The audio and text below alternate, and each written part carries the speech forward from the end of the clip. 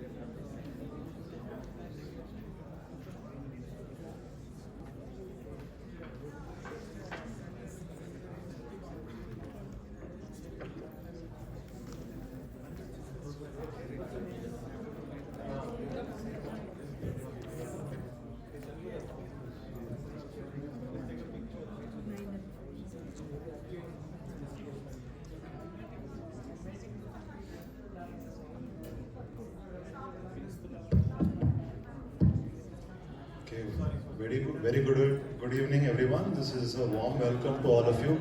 I think we are in the last session. I promise you that we will make it power packed. We're just waiting for one other speaker, but since the paucity of time, let's get started. I think he will be joining us. So once again, warm welcome to all of you present here. This is Ranjit, the co-convener of IT TT Startups panel from CII. I also lead the innovation vertical at Young Indians. Also, because this is a startups panel, also happen to be a startup entrepreneur at T-Hub, running a digital manufacturing startup. So once again, happy to be here and a warm welcome to all of you. Our conclave is focused on future of technology, impact, innovation, and intelligence. So I believe without having the startup in this particular conversation, I think it's not complete. So I would like to have our leaders here who will talk about how innovation is being driven in their organizations and how they are supporting startups as well. So we've had some very good, insightful conversations from the start of morning.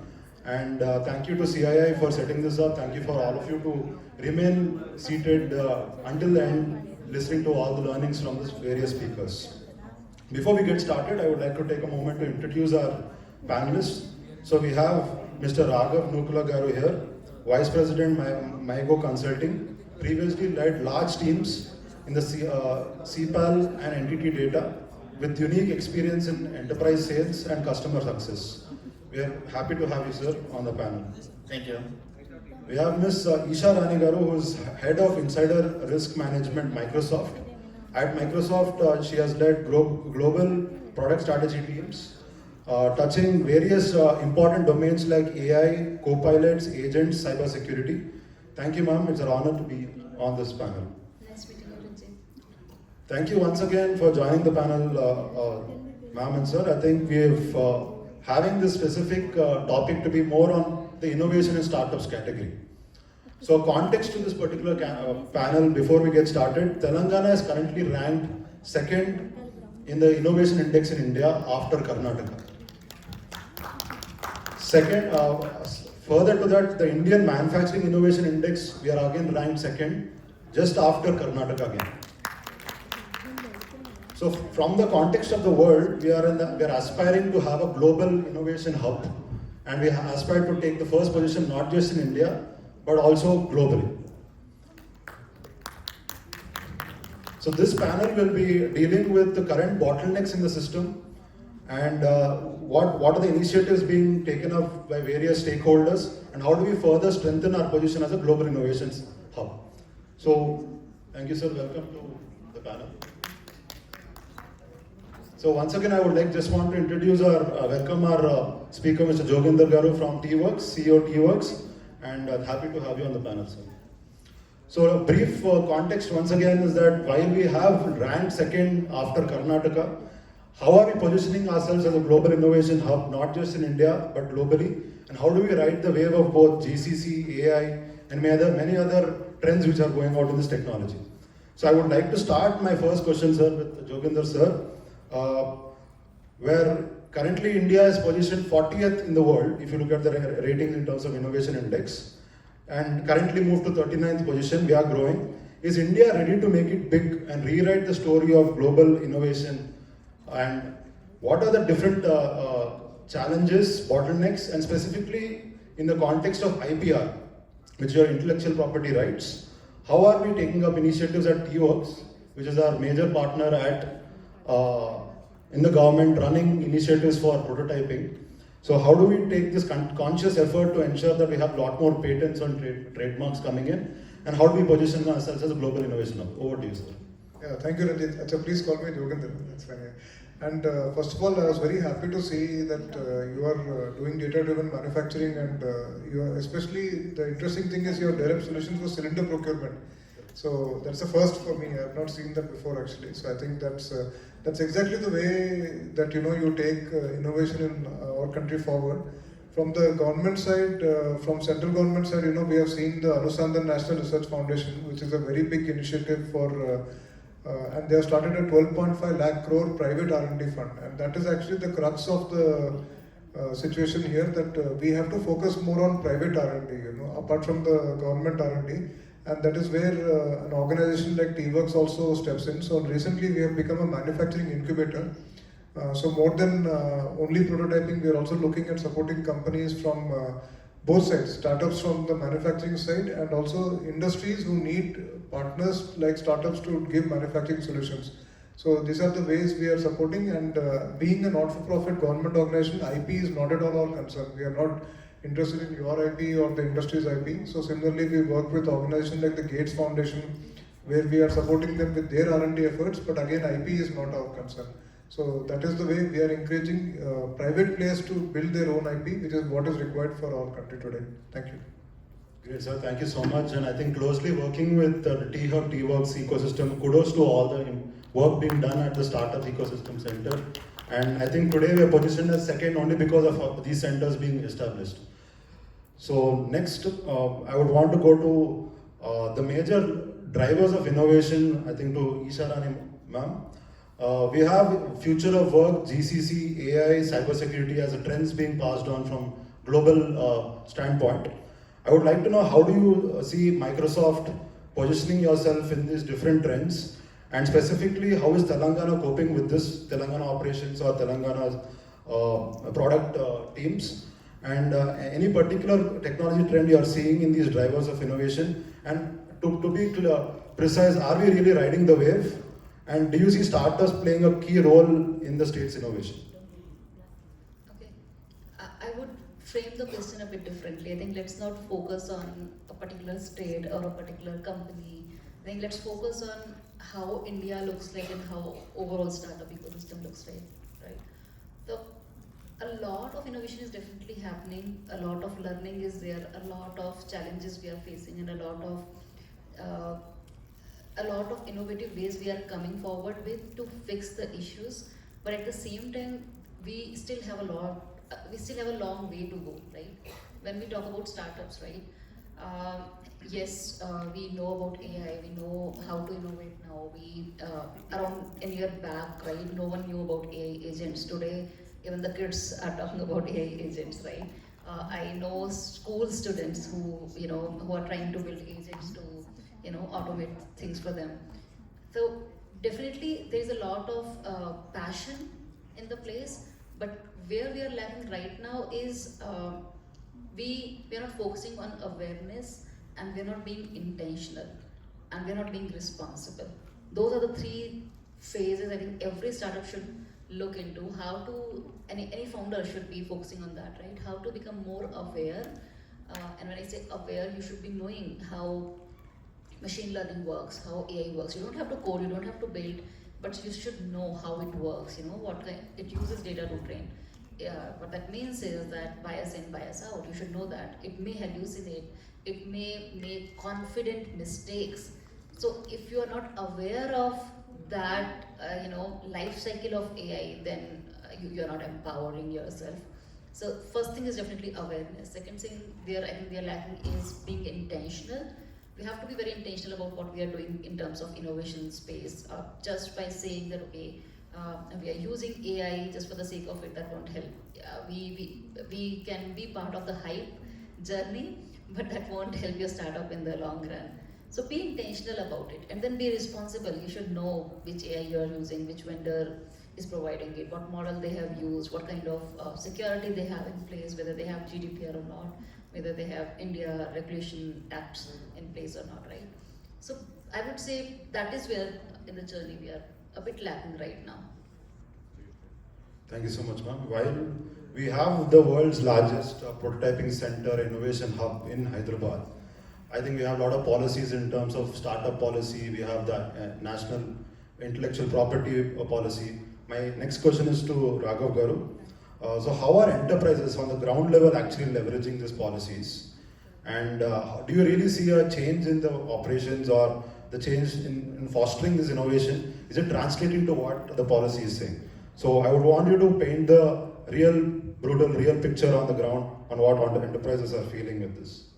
It's a great question. I want to just answer this in twofold, right? The first section is the positives, right? Why Telangana is ranking the second. The second is again the cons. Why is Telangana still the second? Okay.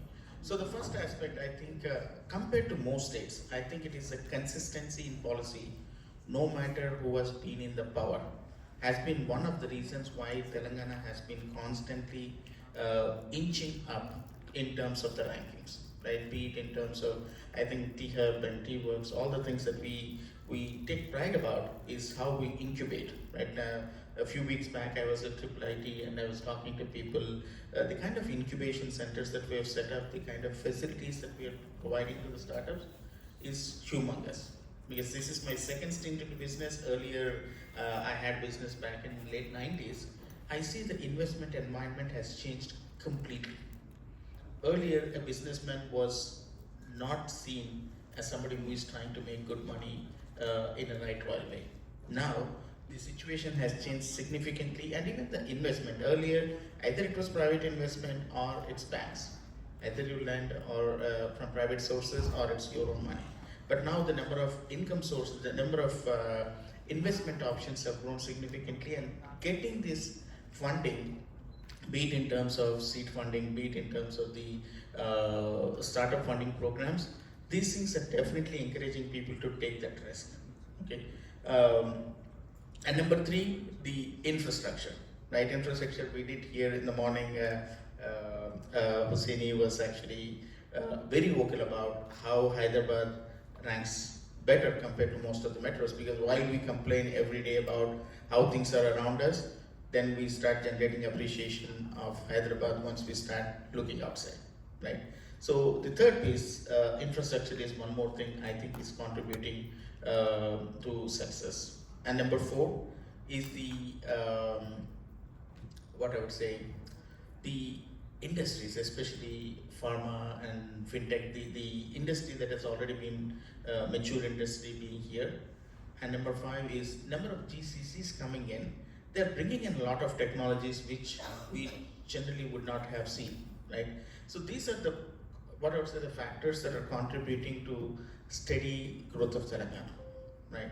And then there's, when I look at the cons, why are we still second? Why are we not the first, right? I think the biggest thing is the availability of talent pool, right? While we take pride in 400 engineering colleges, right? When I went to, when I took my MSET exam, we only had 17 colleges. Now we see 450, 460, whatever that number is. Look at it, man, this is amazing. But are people coming out of those colleges really ready for the industry, right? And then we did have some interviews in my previous company for a customer success role, and I had almost 80 computer science engineers show up.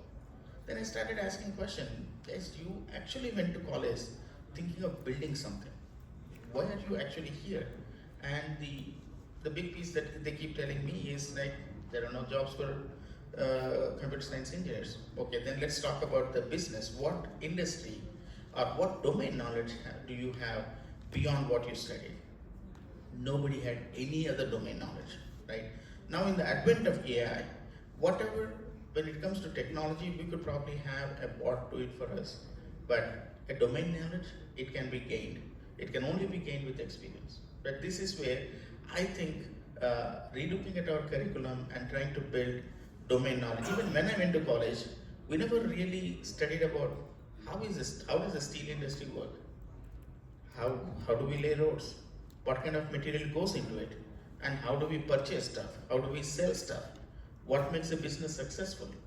None of these things were taught, right? We just had theoretical knowledge, and that is where I believe the biggest stumbling block is availability of the talent pool. And even let us say there are people who are willing to take up jobs, but are there any programs that can actually help them equip to get ready for the industry? So that is one area where I see we're lacking. And at the same time, despite all these incentives being there, majority of the times what we see on the paper versus what we actually see getting into the hands of the real founders is one area that really need to look at, bringing in a lot of transparency into the matter. And maybe it should not be taking years for anybody to actually receive these incentives. That's the second piece. And third, the kind of red tape and bureaucracy that can be removed to further help the founders, because the major problem, the founders are set out to solve a business problem. However, we don't want them spending a lot of time trying to figure out, man, how do I get this incentive? And many people just skip it saying, hey, this is not even worth the time. So these are the three areas I think there is an opportunity for us to do better, and probably we could even get to number 1. So these are my thoughts. Great, sir. Thank you so much. I think it was a very detailed explanation on what is happening on ground. I would move on again to Joginder Garu. So while we have these various strengths in place, we have infrastructure, investment coming in. As Isha Garu told us that we have the passion in the variant students coming in. So you work closely with industry, work closely with academia as well.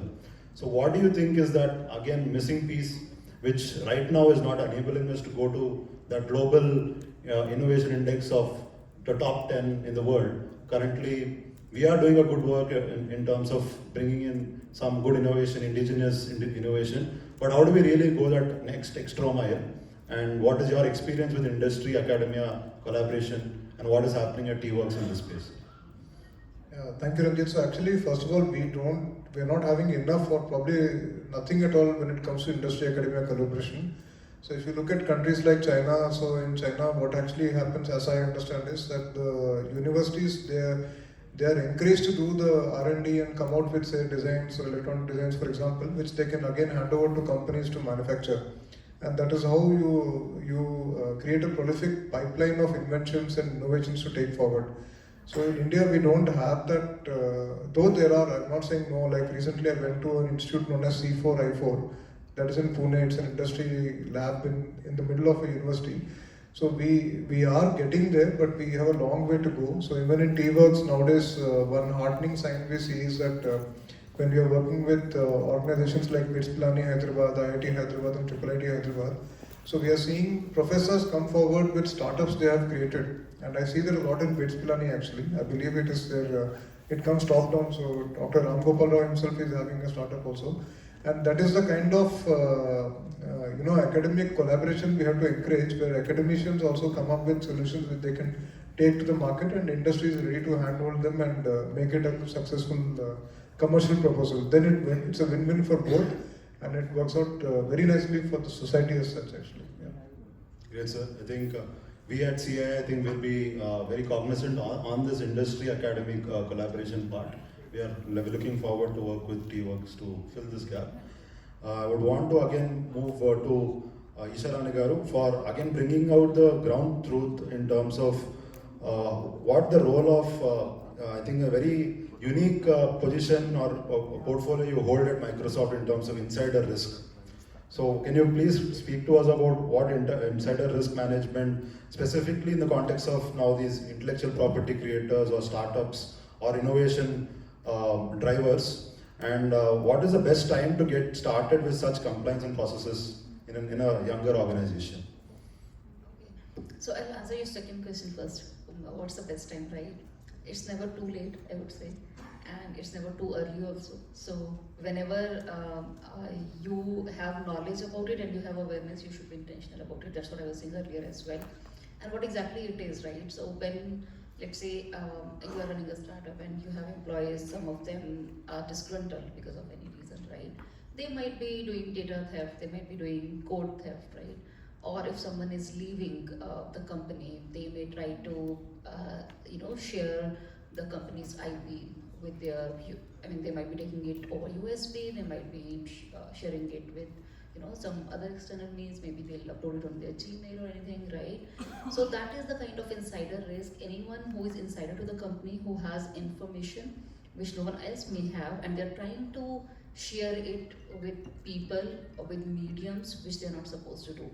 Let's say you are working at Tata Group, and then you have some insider news, and then you are using it, or you are sharing it with your friends. It may be over WhatsApp, it may be over Teams, it may be over Slack, it may be over email, and then that may impact stock price tomorrow. Or you have some information, or without having the information, you are trying to manipulate stock price, right? Or you are having some wrong or unethical conversations, right? So being an insider, whatever risk you can pose to the organization or industry indirectly, that is more about insider risk. Great, ma'am. I think all the startups in the room and all the innovators, I think it's an important aspect. Apart from your general compliance, I think it is also a different department which has to be looked into in greater detail. Next, I would bring in Raghav Garu for some of the government's future initiatives which are coming in, like AI City, you can call it AI Hub or Skills University. So maybe even Joginder Garu can pitch in here. I would want to know what the industry take on these upcoming initiatives are, and do you think that we are poised to go to that next level of not just ranking, but everywhere we are moving towards an innovation center, GCC. We're calling it GICC now. So do you think these initiatives currently, which has been brought to light, are we? What does the industry take on this, specifically in the future city and fourth city point of view? Beautiful. Actually, when you look at these investments, I look at it two ways, right? One, yes, these are some things that can be great PR for the country, for the state. The second piece is it is going to bring in a lot of investments.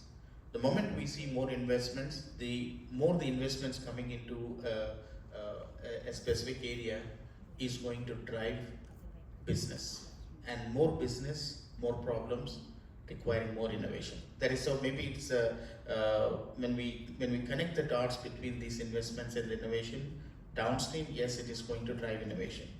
But of course, it drives real estate up as well, which is probably the main reason. But yes, having these kind of investments draws people, draws investments across the globe. which is a welcome effort. And the second piece is whenever we have this specific parts with specific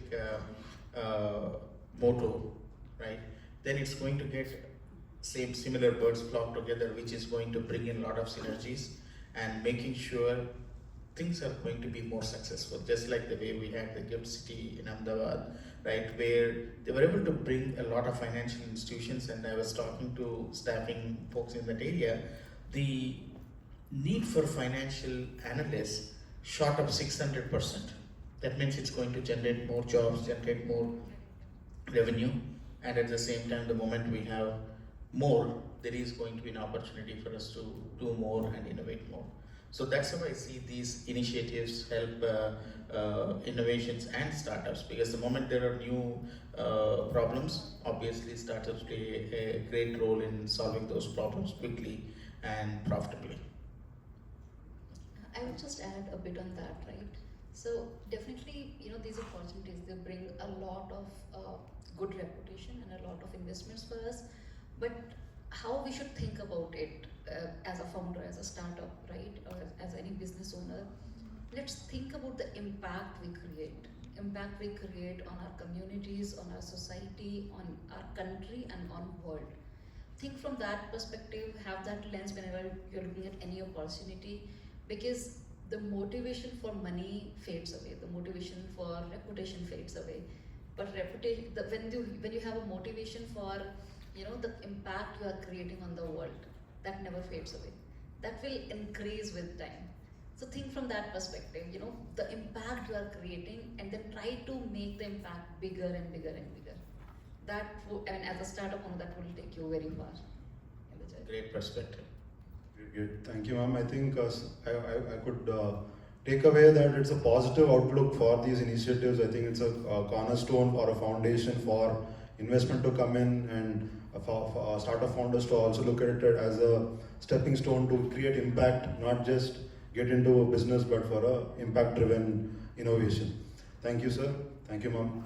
So coming to Joginder, sir, again, I would want to know a little bit about how AI Hub and Skills University, of course, working with T-Work and T-Hubs. So can we see a T-Works 2.0 or a T-Hub 2.0 coming off with this entire change of AI and others coming in? How are these nodal agencies aligned to bring out value to the end startup or innovators? Yeah, so regarding AI, as you know, our state is quite advanced actually. So we are probably the first state to have an AI policy which is doing quite well. And next week we are also launching our quantum technologies framework. So this is the way the state has been progressing. Now regarding what T-Works is doing for AI as such, so we are actually working on how do we integrate AI for manufacturing solutions. So we are discussing with big industries such as Denso, Suzuki, Mahindra and so on. And then our aim is not to create those technologies, because we are not in the business of business, but our aim is to find startups and then help them to meet the industry's requirement in such a way that we can help them to level up. So that is what we are looking for. So in case if you do know any startups who are interested in this work, then you can let us know, and we'll be happy to take them forward to the industries. Yeah, thank you. Yes, sir. So again, once again, I think thank you for all the great work being done at T-Works, and now I think being poised to take up even the AI trend. The government is ready to merge that into its innovation centers. It's heartening to know that, sir. Coming to our next, or you could say our final segment on how with the various stakeholders are looking at innovation, I would drop one question, a rapid fire kind of a model, where each of you can give your take on it. So, what is that one game changer technology which we are now looking at in terms of startups or innovation ecosystems to imbibe from AI, cybersecurity, or is it going to be a policy or implementation framework which is actually differentiating countries going forward in terms of innovation? So can you put that one word on what will actually be the differentiator for us as India, as Telangana, when we're positioning ourselves globally? So is it, I think we spoke about policy, we spoke about implementation, consistency. So what is that one thing which we have to really hit the nail on so that we stay on top. So from my left, I think Isha and your team. The key here is balance. You have to innovate fast, you have to use AI, you have to build AI, but at the same time you have to secure your AI, you have to have policies in place, you have to have the right trade-off. That is the only key to success. If you are just going fast, you are keep innovating and making money, one day you'll fall on your face, right? There will be some big regulation, you might be losing a lot of money there, right? Or if you're just policing and you're not innovating, then anyways it won't work for your business, right? Keeping regulations, keeping yourself regulated and then staying on track in terms of security and compliance, that's not easy. It demands a lot of money, right? So you have to earn money, and then you have to innovate, you have to reduce your cost, it may be operational cost, it may be documentation, anything, right? For that AI can help you a lot, right? So you have to bring that balance and you have to do the right trade-off for your business based on which domain you are, what kind of money making models you have, what kind of businesses are there to make more revenue streams for you. So based on all that, you have to do the trade-off, that when to start on your journey, how much to go there, and then when to bring the balance. But balance is the key. You can't, I can't give you one word. I can't tell you either this or that. You have to innovate, and you have to regulate, you have to keep security in mind, you have to keep compliance in mind, and you have to gain that knowledge. A lot of people, they don't understand the difference between security, compliance, regulations, right?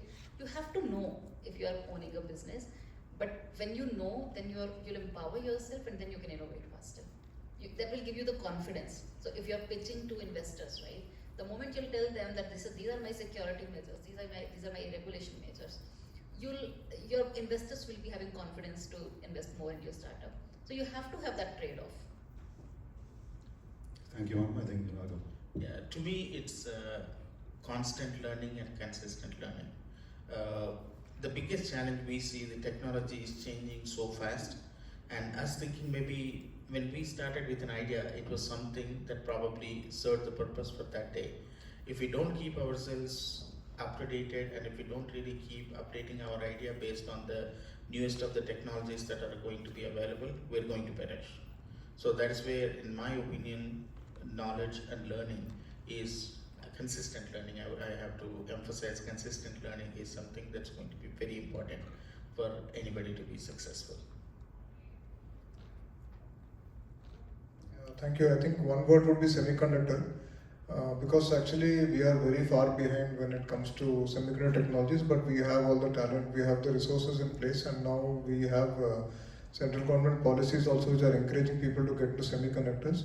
So here I would like to say that we always see big names in semiconductor industry, and we think we cannot do anything about that. But there are so many researchers in India, so many students, so many startups which are working on smaller portions of the whole semiconductor puzzle. It is a very big piece, it's a very big puzzle which we can get in at any stage. So while the country is building its semiconductor capability, if there are people who want to do smaller portions of it or smaller pieces of it, I think you should get started. It will take some time, but early mover advantage is definitely there here. Yeah, thank you. Thank you so much. So before I open up for... I'll just take one moment. So when it comes to semiconductors, I think he touched upon a very good point. It's not that we are behind. I think the whole world is behind. There are only 1 or 2 countries who are looking into that business. So that is actually an awesome place to pitch in right now. Great, ma'am. I think point well taken. I think all the place where we have this next big opportunity, I think we got it from Isha Rani Garu, that is the semiconductor space. So before I open up to audience, I have one more round of questions. It's a quick one now. So we have one technology shift which is starting to pan out for us, which is the green technologies. We have supply chain resilience and AI.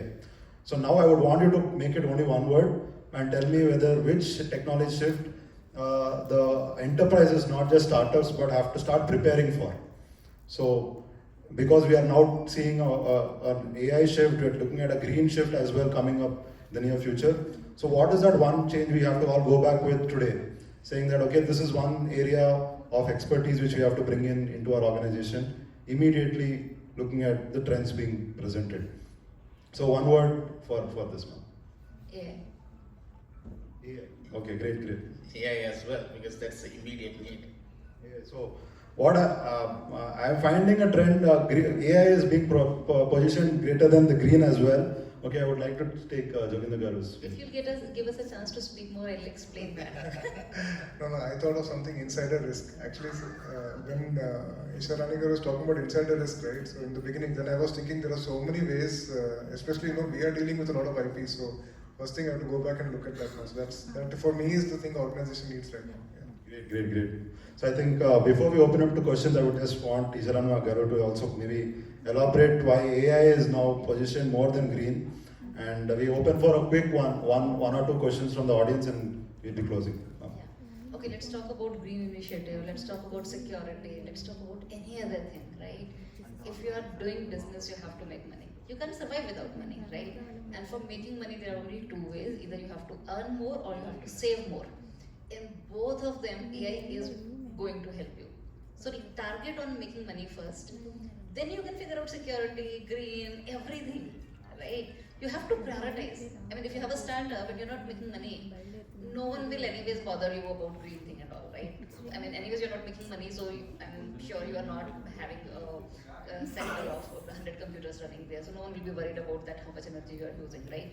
First, you have to become a place where you are making a lot of money and you are having a team of 1,000 engineers working on 2,000 laptops, so many monitors, and then government would be worried about, oh, you are creating a lot of pollution and you have to work on green energy, right? So first come to that place, and AI is the only thing which will help you to reach there faster. And if you won't do that today, you will be lagging behind. You will be lagging behind your competitors, right? So security is definitely a good aspect, but then if you're not making money, right? If you don't have any customers, there's no one to worry about security, right? If you don't have employees, you don't have to worry about security. So you have to first be at a place. I mean, you can use AI and you can be just one person company. You'll be an OPC and you'll make money from that, right? You don't have to worry about insiders there. You don't have to worry about security because you're the owner and you know how to use your data, right? So use AI, leverage it, and when I talk about AI, right, there are three aspects of it, and I always visualize it as a triangle. You have to leverage AI. What that means is use Cursor, use Claude, use GitHub Copilot, use VS Studio, whatever you want to use AI for taking the leverage. Second is build AI. You have to build it to take the advantage. And third, secure and comply your AI. But all three, I mean, again, you have to bring the balance there.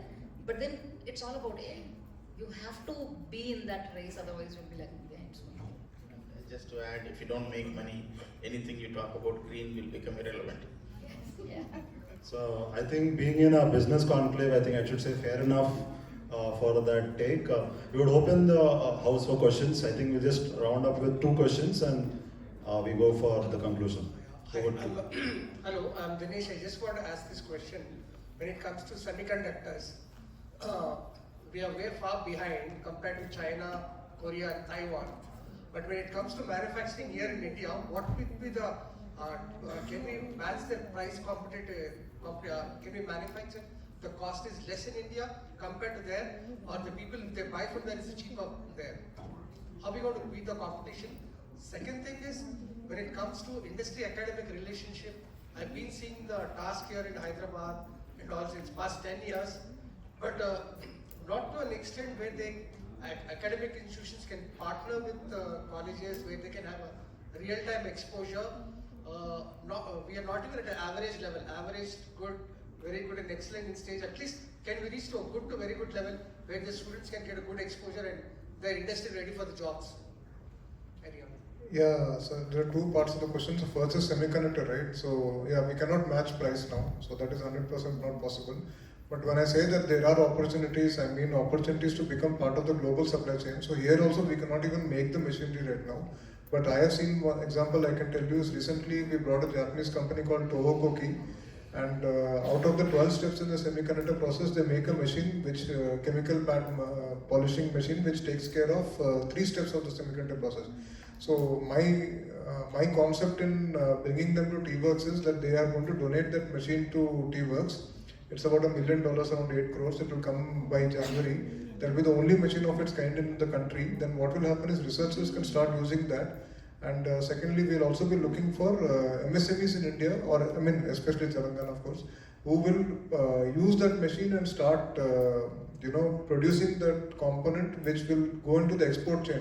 So my thought process was that while people are focusing, while Gujarat, Assam, and all these states are focusing on the bigger parts of semiconductor puzzle, we can actually start off with smaller things.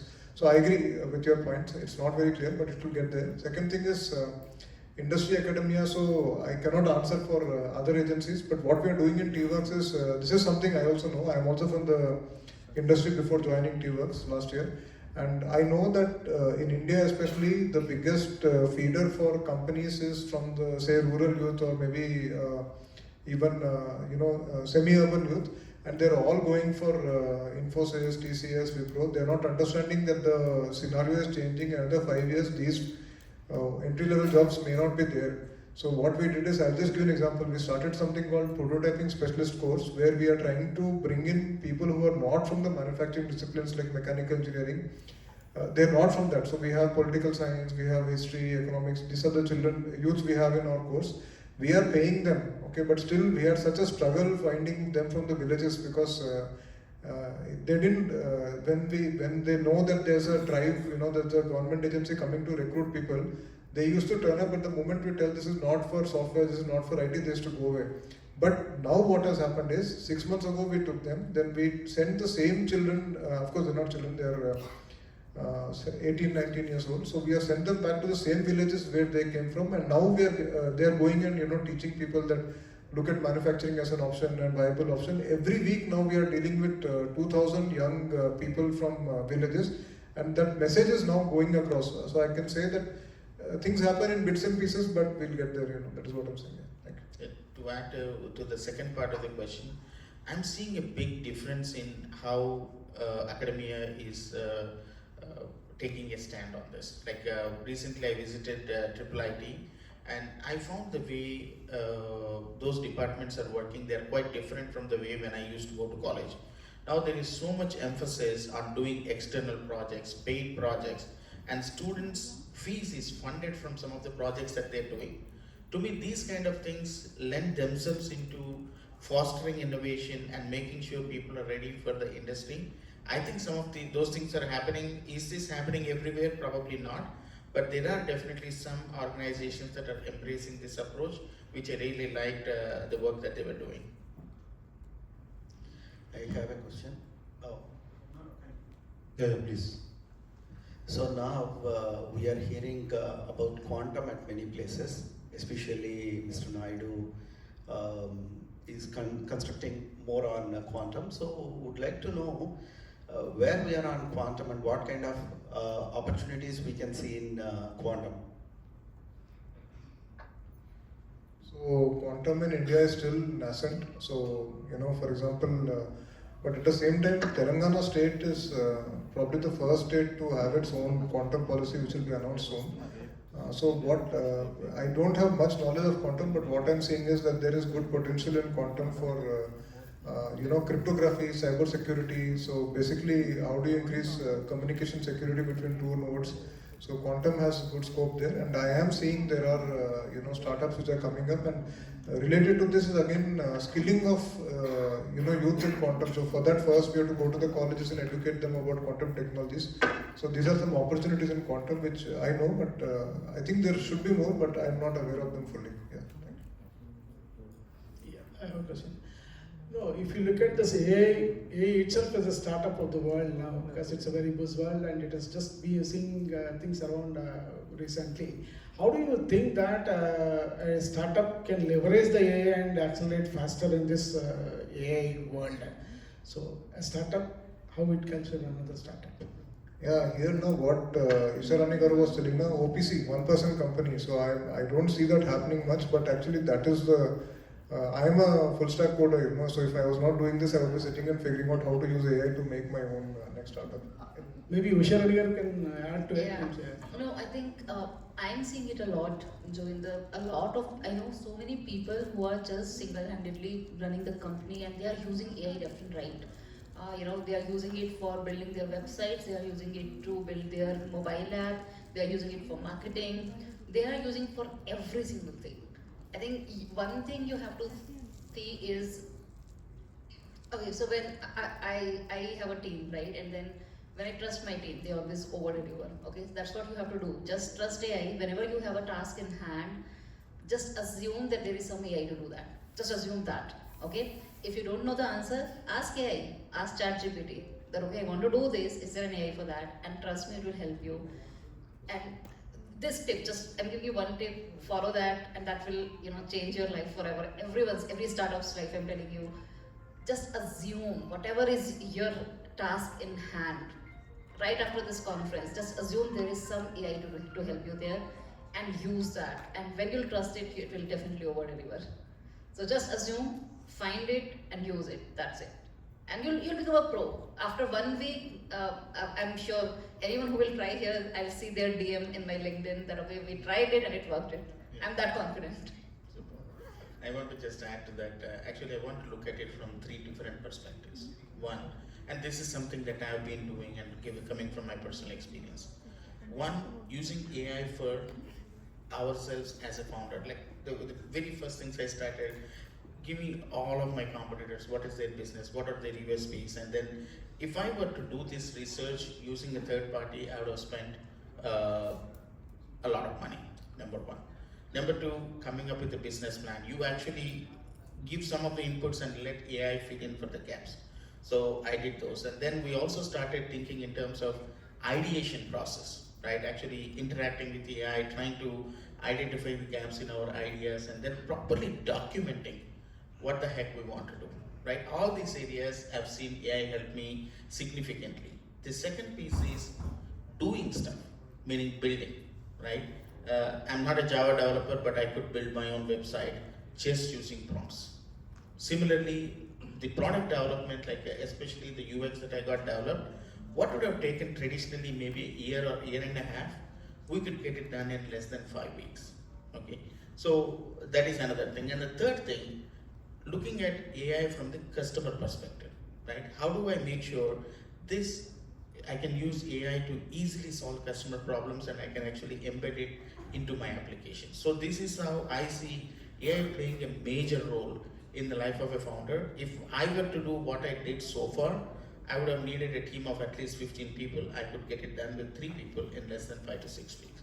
That's the power of AI. That is how it is helping startups. Thank you.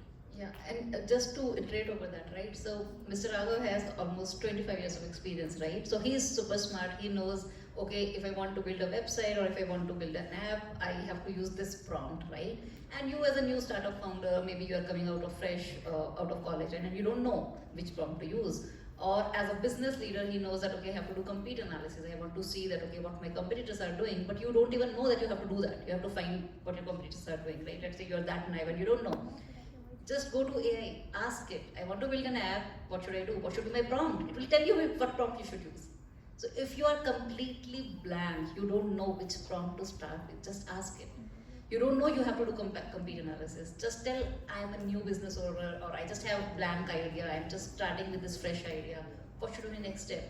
It will give you the complete playbook, and that playbook would be probably better than the playbook which Mr. Raghav may have with 25 years of experience, right? Because how that playbook, how AI will give you that playbook is, it's trained on the data which is given by people who are having 50 years of experience, 30 years of experience, 40 years of experience, right? So it will give you much better playbook. So trust it. If you don't have any clues, just start blank. Give your problem statement, what you want to do, that's it. It will tell you what's the first prompt it should be, and it will guide you after that. Do you want to summarize it? Do you want to make it more elaborated? Whatever you want to do next, it will help you there. Actually, I just want to add a couple of points from my own personal experience. So, one of the first thing is please watch out, like Ishar Anekaru told, for confident mistakes. So, you should know what you are looking for, because you should be able to cross-check it. So, I see a lot of junior people, my fellow colleagues who are actually using AI, and I actually encourage them, but then they don't cross-check the output. So, that is a serious thing you have to look out for. Second thing is, please use multiple AI systems. Like I use ChatGPT, I make a prompt in it and I put it in Cursor. So again, I'm not even putting my effort for Cursor to make the prompt. I'm using ChatGPT to make the prompt. And third thing, which in my personal experience, which I would like to share is that So ChatGPT, right? So it has or any other AI system you use, it will have confirmation bias, very heavy confirmation bias. So please make sure I have put a master setting which says that tell me as it is. Don't just be a yes man to me. So that is very important. So please make sure of these couple of points. Thank you. Yeah. Yeah. And the question was, how it started was AI itself is a startup, right? So how to use a startup in a startup? But the point here is, it's a chicken and egg problem, right? It will become better when we start using it. So we have to use it. And after a month, ask ChatGPT how good are my prompting skills. It will tell you that. Yeah. There's one more question on the AI side. On one side, there are a lot of layoffs are going, on other side, because of the AI, a lot of hiring is also going up. So when it comes to the student community, apart from the Tier 1 and Tier 2 institutions, have a good exposure to learning the AI skills in terms of latest what's happening in the market. What about the Tier 3 and Tier 4 institutions learning these AI technologies to scale up, to get the jobs in this particular sector? And when the technology comes new in the market, the price is higher. So how can the Tier 3, Tier 4 institutions or the rural folks can learn this and get employability skills much? So institutions as such, they don't have to do anything. I'm seeing young people are, better at AI than us actually. So I see a lot of, messages, mails which come to me, and it is very, very clear they're AI. And I've also learned to live with it because I've seen that, when you're talking about Tier 3 and Tier 4, right? So I've seen we have the prototyping specialists, we are encouraging rural people to come to T-Works a lot. So I find that, they are not able to talk, but at least they can write. So I think the AI part they will pick up. But personally, I feel that regarding the job market, right, it will be very good if people start focusing on their core streams. So last 20 years we have gone, whether we are mechanical, civil, electronics, it doesn't matter, we end up in IT. Now the time has come, if you are civil, please focus on your civil skills. If you are mechanical, you focus on your mechanical skills and so on. So that is where it will go, is what I feel, yeah. Thank you so much, sir. I think wonderful insights from the audience, questions, and the panelists. I would like to take a moment to thank all the panelists present here. I think your insights have really brought in a great change to our way of thinking. To summarize today's panel, I think to move from Telangana's second rank to first, or maybe 40th rank in the world to maybe top 10 or even top 1, I think it's a multi-dimensional approach, not just for institutions to do it, but enterprises like us, startups to also pitch in there, and ecosystem partners like Microsoft, AWS, many others to put in. And if we take the ownership of innovation, not just service to any of these clients, if innovation is our priority, I'm sure that Global Innovation Index will show India very soon. Thank you so much. Once again, it's a pleasure hosting you, sir. Thank you.